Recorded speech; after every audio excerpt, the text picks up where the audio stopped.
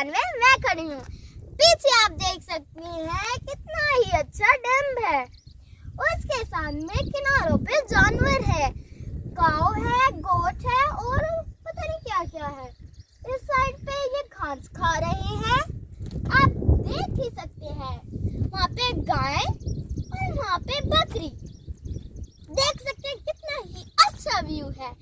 तो गाइस, अभी मैं यहाँ पे आपके लिए सिर्फ इस जगह पे पापा से रिक्वेस्ट करके खड़ी हुई हूँ आपके लिए व्लॉग बनाने के लिए। और ये देखिए, ये बहुत ही अच्छा नजारा आ रहा है। उस साइड पे भी व्यू है, इस साइड पे भी अच्छा व्यू आ रहा है, आप देख सकते हैं। तो आप देख सकते हैं बहुत ही अच्छा व्यू है।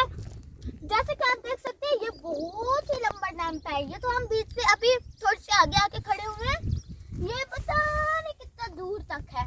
और देखिए कितनी प्यारी इसकी नहरें बनी हुई है। गाइस, तो जैसे कि आपको पता था मैं अपनी नाना के घर थी और अभी मैं जा रही हूँ अपनी दादा के घर।